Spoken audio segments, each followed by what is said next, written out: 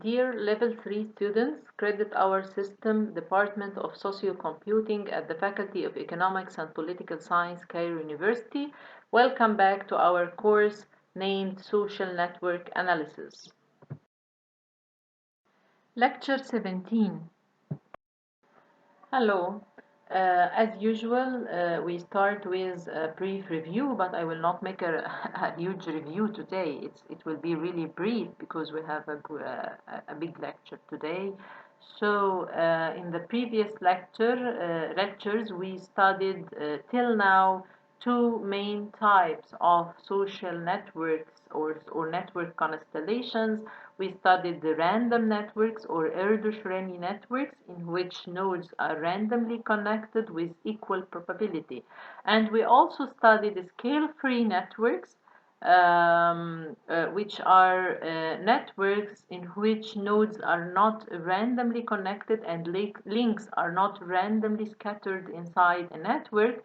However, in scale-free networks, there is what we call a preferential attachment, and it means that a node is more likely to be linked if it has already more connections or more links.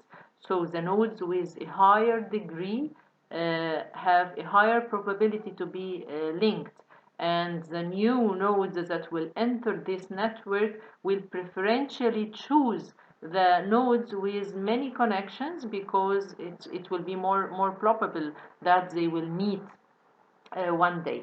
And then we studied also hybrid networks, and we said that hybrid networks is like a mixture between random networks and scale-free networks, but hybrid networks in general means a mixture between any two or three kinds of social networks. And this what hybrid mean.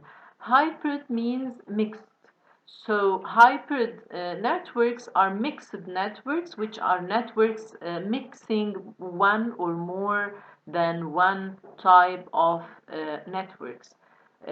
So this is what we studied in the previous lectures, and we said that the final type or constellation of social networks that we will study in order to answer the second question, which is how can we predict what kind of networks or what's the structure of networks that will form or over time, or how will the network evolve. And we say that in order to answer this question, we have first to study what are the types or constellations or structures of social networks in general, what are the main categories, and then we can mix these categories together in order to get hybrid networks as well.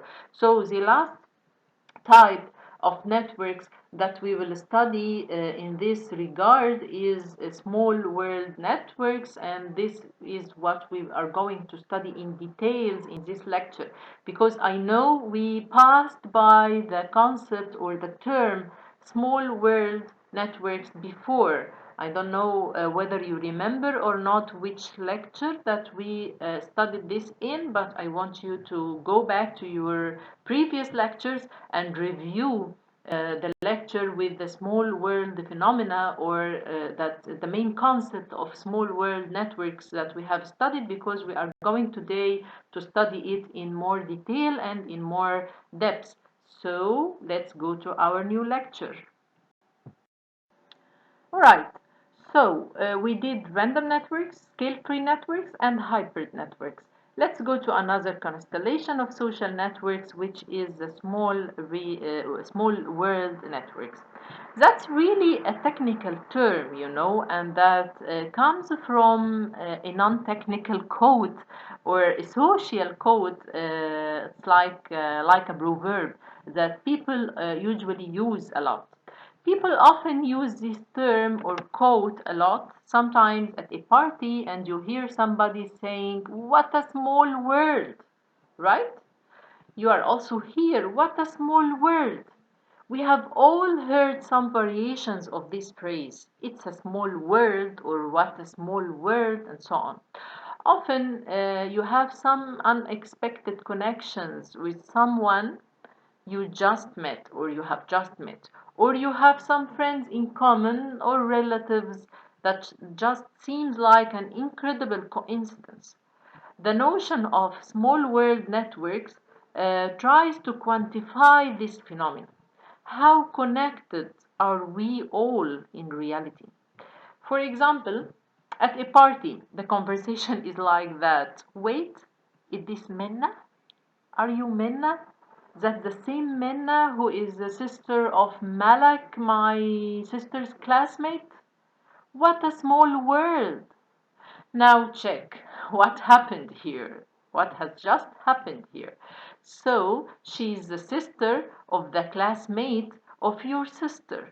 This means that there are 3 degrees of separation. Do you remember what we said about degrees of separation?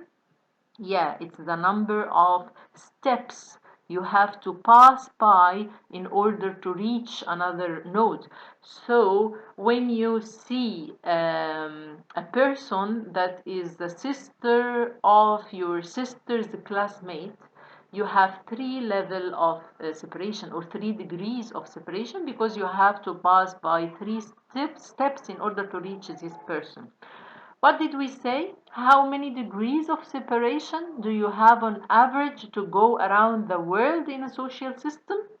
How many were they? Do you remember? Well, catch the phrase now. It is 6 degrees of separation. So we have 6 degrees of separation on average if you wanted to reach any other person around the world. Uh, have this phrase make you remember what we studied about small world networks. So the catchphrase, it is 6 degrees of separation, comes from Milgram pioneering studies. Do you remember Milgram experiment that we talked about in the previous lectures? I hope you remember it. We see nowadays actually it's more like 4 or 5 degrees of separation. So anywhere between 4 and 6 you can reach everybody on the planet Earth by the huge power of networks, right? In 4 degrees of separation, it shouldn't be too surprising.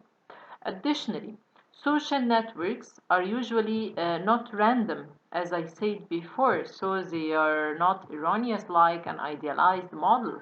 Sometimes they are random, and sometimes they are preferential attachment networks, and sometimes they are a fraction random and a fraction preferential attachment, or others like these. So there is these clusters. So, for example, if you go to a hotel lobby in Munich or in London, and you sit down in the lobby and then turn around, and there is the same person behind you that you have just saw 3 months ago in an hotel in Beirut. What a small world, also. But the fact is that you meet the same people in hotel lobbies just because people tend to go to the same hotel chains. So these people are always going to the Grand Hyatt, for example, or the Sheraton or Hilton or the best resorts, or these people tend to go to the middle class resorts, or these people tend to go to the lower class or hostels or motels, and so on. But in general, there is something common about these people. All of them go to the same chain of hotels. So it will be more probably that you meet the same person once again in another hotel in another country, because the same persons go to the same level of hotels. And both of them, for example, used to backpack a lot in younger years. Uh, so all over the globe, sometimes you meet the same people because you are alike. What a small world. What a coincidence could that be? But that's because both of you are backpacking a lot. Both of you are traveling a lot. Both of you are using similar hotels, or hotels that lie in the same class, for example. 4 stars hotels or 5 stars hotels and so on. So actually it's not random. Actually, there are these clusters, for example, of backpackers, of people who love to travel more. So people who love to travel more or to travel continuously or many times a year, they form like a cluster of people. They are alike. They share something, which is backpacking. They want to go everywhere and see everywhere.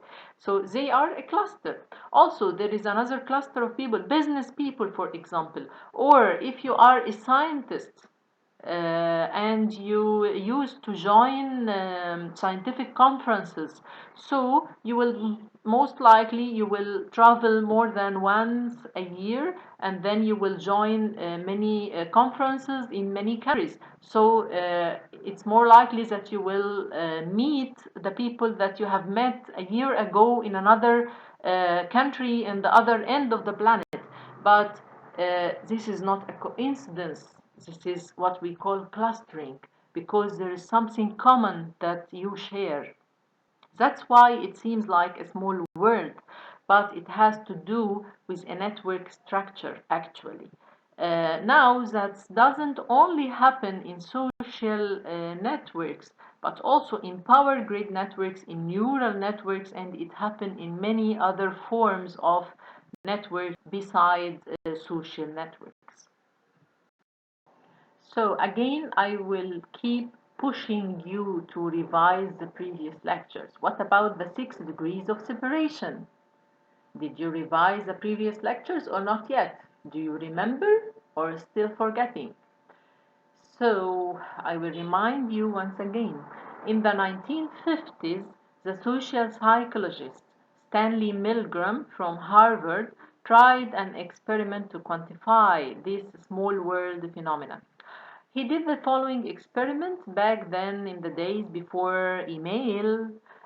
He had a targeted person, and this person is his Boston stockbroker. So he was in Boston, this targeted person at Harvard, and he knew a stock broker, and he recruited a group of people. He thought that this group of people would be very far away, socially speaking, from Boston stockbroker. And this group of people are a set of Nebraskan farmers. So geographically they are far away, and socially they are far away because they are farmers and this person is a stockbroker. So he put an ad in newspaper in Nebraska, trying to recruit people for this experiment. And their goal would be to transmit a letter to the Boston stockbroker.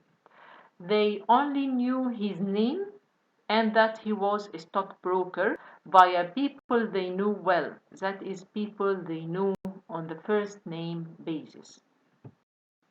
And so they were given the letter, and then they have to figure out who to give it to, so that that person then is tasked to give it to someone else, and so on. So they have to create what we say a chain of friends or relatives by which these Nebraskan farmers can get a letter to the targeted person, which is the Boston stockbroker who they don't know. So they don't know this person, they don't know his address, they cannot deliver the letter directly to him because they don't know his address, but all what they have to do is to let this letter reach this person through chains of friends or relatives.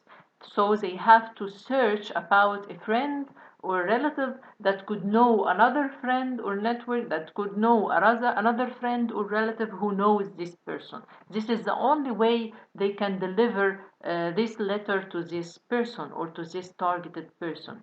And what Milgram found was that on average, there were approximately what he calls 6 degrees of separation. Now, that's a well-known phrase now. That's the idea that we as individuals on Earth, we are all separated by 6 degrees. Here is the idea. From one of his articles that he looked at the number of completed chains, the number of intermediaries needed to reach this targeted person, and he found that it ranged from 2 to 10 intermediate acquaintances. The median was 5, which is here he got the notion of the 6 degrees of separation, it took 6 steps in order to get there, or in order to reach the target person. So this illustrates the small world property, the idea that a network has relatively few long distance links. But there are short paths between most pairs of nodes, usually created by steps or by certain hubs inside these networks. Hubs means very familiar nodes, or nodes with many connections. So due to the existence of these hubs or these nodes that are connected to many people in different ways or in different clusters, through these persons we can find short paths between most pairs of nodes in any social network. And what's interesting is that not only social networks, as I said, but this applies also to many other kinds of networks. In fact, most real-world complex networks seem to have this small world property, if we can call it property. The 6 degrees of separation argument is the small average path length, and it's a very good indication, but actually small worlds are typically defined by having two basic characteristics, or two main characteristics. So if you want to say that this is, or to judge that this network represents a small world network, then this network has to satisfy these two basic characteristics or conditions. The first characteristic is that they have a high level of clustering. Do you remember clustering? Do you remember clustering coefficient that we have studied before? And do you remember in the beginning of this lecture when I was talking about, or when I was speaking about what a small world that you say when you meet somebody in an hotel lobby? And you are surprised that it's a coincidence that you met this person in an hotel lobby in a specific country, and you have seen this person 3 months before, or 3 months before this date in another country. And I told you that it is not coincidence. It's what we call clustering, because there is something common between these people. So the first characteristics of small, or the first characteristic of small world networks is that they have a high level of clustering. So high level of clustering, that's how actually societies are traditionally structured. So if you have been in families, so my friends mainly know my friends. Sorry, my family mainly know my friends, and my friends know my family. So my family is with my family, my friends are with my friends, and so on. Traditionally, we are in these groupings. Here is a group and there is a group. Here is the family group, for example, and there is a family groups, or friends groups, a classmates group, a colleagues group, and so on. So we have really a high level of clustering. Actually, we clustered together. But with a high level of clustering, it is unlikely and it takes longer to reach everybody, because I am connected very closely to my cluster of my friends, or the friends of my friends, and so on. Or I am connected very closely only to my family. But to reach to somebody else, actually that takes much longer. I might have to go to the other end of my cluster in order to bridge over there, right? Now, this small world turns out that they also have a small average path length. So this is the second characteristic here.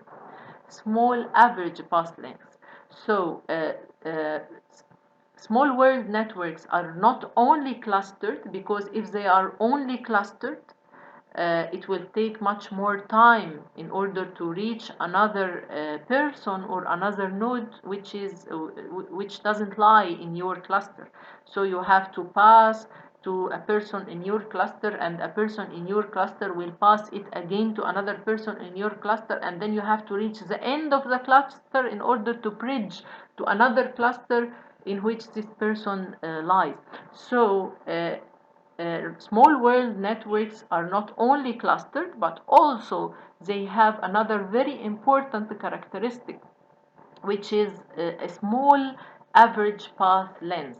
That means that it's likely to reach others very quickly on average. Therefore, it has these two things, or these two characteristics. It's more of a cluster-like, but at the same time, everybody is connected and still in a cluster. So everybody are in clusters, yes, and also everybody has a chance to be connected to a person outside of this cluster. It's like a sweet spot between them. Erdo-Shireni random graphs missed that completely because they have uniform clustering, only clustering. So in random graphs or random networks, satisfy the first condition or the first characteristic, which is the clustering characteristic, but they do not satisfy the small average path length. So they are not small world network. We cannot consider random networks as small world networks, because random networks have clustering, but they have huge path lengths or average path lengths. However, in small world networks, they are clustered, and also they have a small average path length. In the 1990s, two mathematicians, Duncan Watts and Stephen Strugatz, wrote a paper on this phenomenon from a mathematical point of view. It appeared in Nature Journal in 1998, and its title was Collective Dynamics of Small World Networks. I suggest you to read this article in depth, and this paper was perhaps the trigger that really starts the whole study of networks in an interdisciplinary way. So I suggest that you read this article because it's interdisciplinary in its nature. So it's very important that you, as social scientist or computational social scientist, you have to read it in depth. Here is the idea. Watts and Strugatz looked at three kinds of real-world networks. The first is a network of film actors where the nodes were individual actors, and two nodes were linked if the two actors appeared together in the same movie. They also looked at another very different kind of network, the power grid in the United States, where the nodes were generators, transformers, and substations, and two nodes were linked if they had a transmission line between them. So this is another kind of network.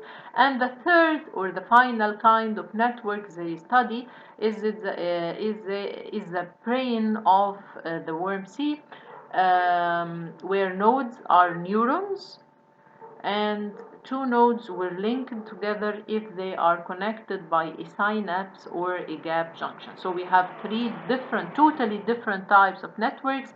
One network is a social network of actors appearing in movies.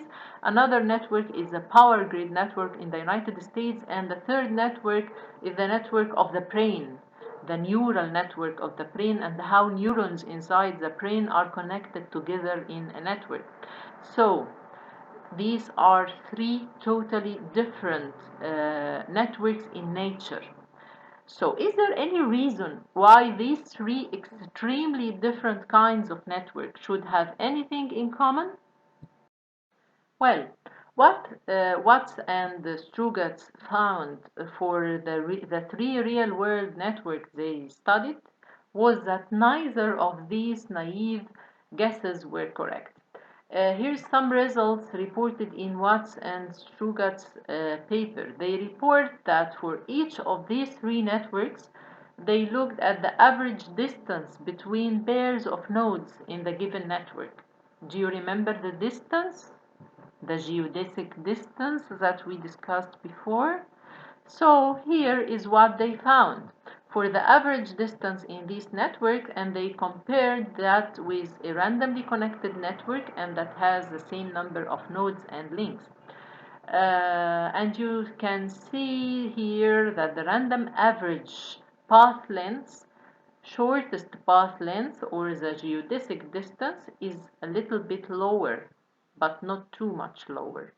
So each one of these has relatively small random path length for the given number of nodes, or a huge number of nodes in each of these. And then they looked at the clustering coefficient of these three networks, and the clustering coefficient in the real world networks were much higher than the clustering coefficient in the random network. So here in their experiment, they found that the two common things in these three networks is the clustering level, high clustering coefficient, and short path length, or short average path length. So the two characteristics that we have talked about as the characteristics of what we say small world networks apply for three different kinds of networks are extremely different in nature. Can this be a coincidence? Well, what Watts and Strugatz found was that they had this common structure of the network, and they call this structure a small world property. So the three networks they studied have the same common structure. To explain that, let's look at a naive guess for what network structure of real world networks might be. One guess is that they would be very regular, like the shape at the left-hand side here. Here you have an abstract picture of a network with our nodes, and here the nodes are arrayed in a circle, and each node is connected to its two nearest neighbors on either sides of it. I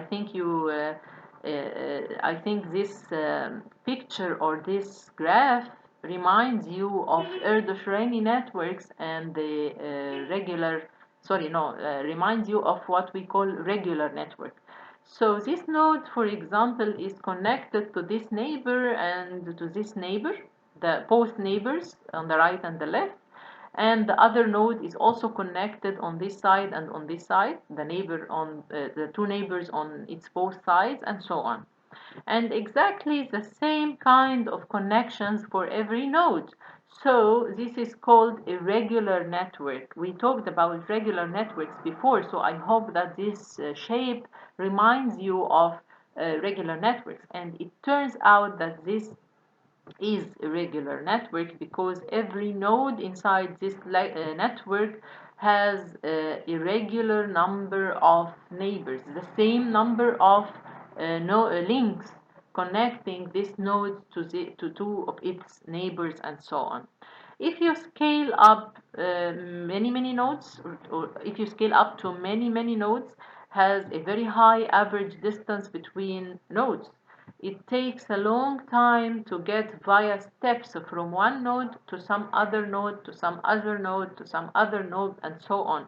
But it has a high average clustering. So the regular nodes have high average clustering, but a very high average distance as well. At the other extreme here in the picture at the right hand side in front of you, you might consider a random network, and this reminds us of Erdős-Rényi networks. That is, each node has the same number of connections, but they are connected randomly instead of two neighbors. So each node, yes, they have the same number of connections and they have the same probability to be connected, but the connections are not uniform, they are random. They are not regular. Not every node is connected to two of its neighbor. No, but every node is randomly connected to any other two nodes inside the network. And this kind of network have a low average distance between nodes, which is good, but it also have a very low average clustering. So neither the regular networks nor the random networks can represent the structure of the networks that Watts and Struggles found in the three experiments they made, or in the three different networks they studied. So, in summary, if we compare these two extremes, the regular network and the random network, we can see that these so-called small world network, as defined by Watts and Strugatz, have low average path lengths and high clustering compared either to these two extremes. And it seems that this middle ground is where most real world networks lie.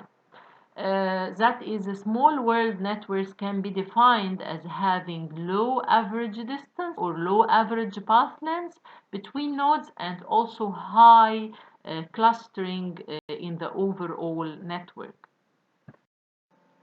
So, with the end of our lecture today, we finally answered the second question of dynamic network analysis. And I want to remind you again with the three questions. The first question is, how do networks evolve? And we said that we have two mechanisms or two interpretations of how do network evolve. Networks evolve using diffusion or contagion or spread of information, and networks also can evolve using the homophily principle. And regarding the second question, how can we predict what kind of network will form? We say that we have four main kinds, three pure kinds and one hybrid kind. We have random networks or random graphs or Erdo-Shoreni graphs where nodes inside these networks are randomly connected. And also we have scale-free networks where the links are not random, but the links are proportional to the degree or the connectedness of each node. And we also studied today in this lecture the third kind, which is the small world network, and we say that small world network represent most of the real world social networks, but not only social networks, it also represents many other forms of networks, like the network of the brain, the human brain, and the network of power grid in a country, for example, and many other kinds of networks in real world follow the small world network kind. And we say that small world networks are characterized by two main or two basic characteristics, which are low average distance or low average path length between any two nodes inside this network, and high level of clustering inside this network. And we compared it to other two kinds, like the regular networks structure and the random network structure, and we find that these characteristics are only representing small world networks.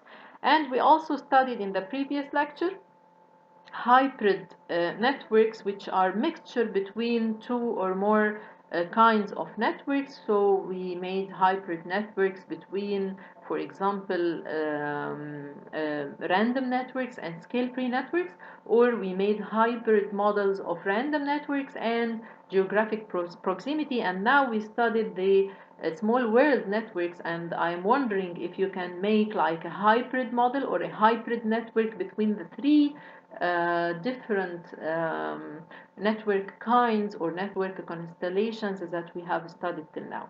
So today we finalized our study for the answers of the second question. How can we predict what kind of network will form? So we studied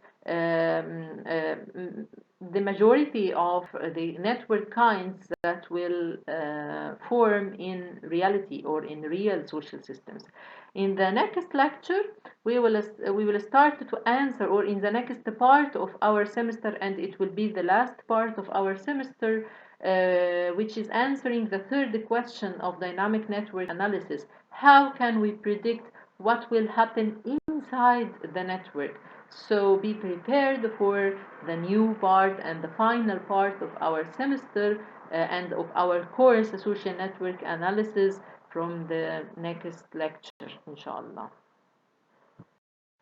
For any further question or for more communication, please don't be hesitated to contact me on my email on the screen now. And you can also view these lectures on my YouTube channel or the YouTube channel of Cairo University as well. So, waiting forward to hear from you soon. Thanks.